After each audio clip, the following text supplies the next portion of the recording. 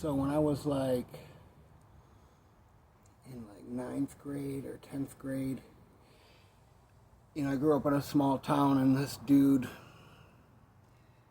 that I've been to like school with my entire life, like he was in my second grade class, all through like, high school. He started selling ecstasy and shit.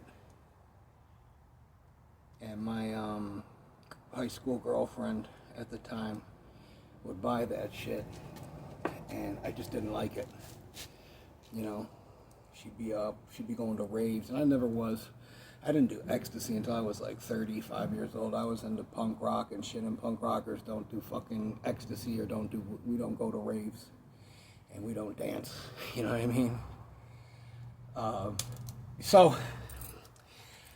I remember, and at the time, people were dying from this shit too, like it wasn't like some fake news shit like Kratom, people were dying from this shit. So I just remember telling dude like a couple times, like not a couple times, but like one time in the lunchroom, I said, dude, I know my girlfriend's kid. If she calls you, bro, you better fucking just ignore it. If she pages you, this is back in the pager era, you better fucking just ignore it. You know what I mean? I don't want to hear, because you're the only one that really can get ecstasy, in this small ass fucking farm town that I grew up in outside of Buffalo. So, I don't want to, I'm not trying to get tough with you. I've known you my entire life. You know what I mean? We were in Cub Scouts together. Long story short, I find out he sells her he sells her ecstasy. I come up to him in the gym class, and those started when like the earrings, the ear stretching started getting popular. He had his ear gauged in like whatever, like the fucking homo that he was. I fucking seen him in gym class. It was just me and him, and there's like the lockers, then the benches you change on, and he was standing in front of a bench. I grabbed his fucking ear and ripped the thing right out of his ear and pushed him like full on cross check, like fucking hockey, right into a fucking thing. I said, motherfucker, I told you, if you ever fucking sell that shit to my girlfriend again, I'm gonna fucking stomp on you. I said, do it one more time and you're gonna find out. And he was like, like a little bitch that he is. Long story short, I found out he did it again. Well,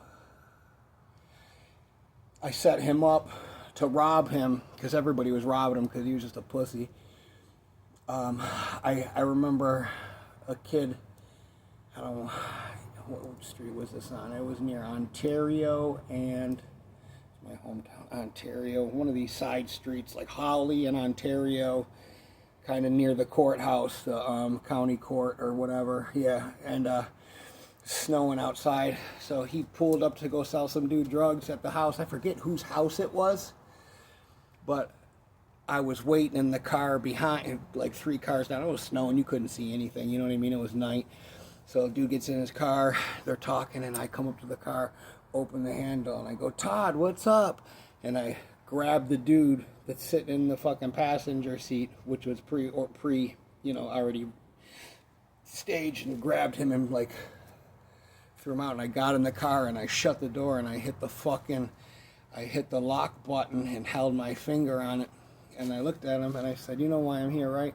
And he was like, oh, yeah, yeah. And I just fucking bounced his fucking head right off the steering wheel like 2 or 3 times. And I was like, dude, what the fuck is wrong with you? You know what I mean? So I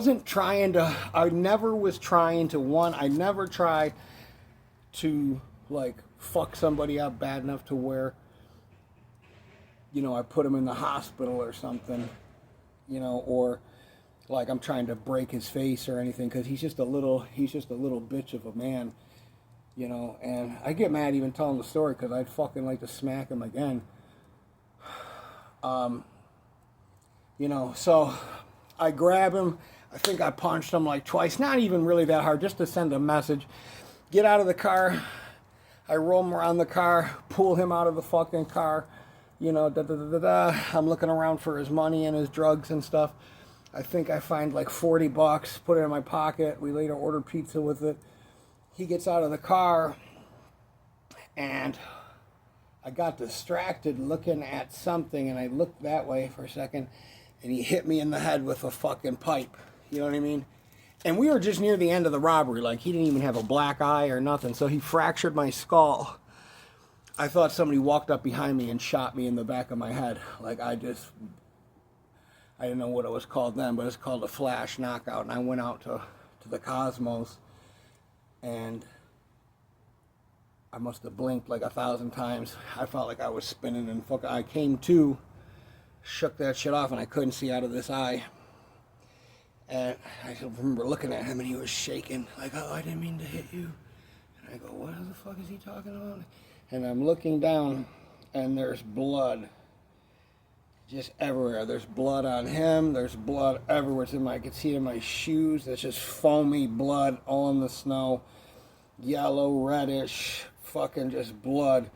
And I just remember just blasting him right in the fucking head, knocking him on top of the car. He rolls over right before he rolled over, I grabbed him by his fucking shoe, pulled him right off the car, and boom, back onto the ground, got on top of him and started smashing him. Friends, nobody seen it. My friends that were waiting, they didn't see that he hit me in the head. So long story short, we get in my friend's car to go down to the hospital. I said, bro, I gotta go to the hospital, man. I'm fucked up, man. He's like, oh, man, you're bleeding all over. You're gonna fuck my mom's car up. I said, bro, take me to the hospital. We go. We're in a town, like, the whole town shuts down after 7 o'clock. We're in the downtown Main Street. It's like a ghost town. You know what I mean? Like, you could have walked across the street naked. No one was going to fucking see you. And it's snowing. It's February, like this year. Like this, you know, it's February now. I go into the hospital.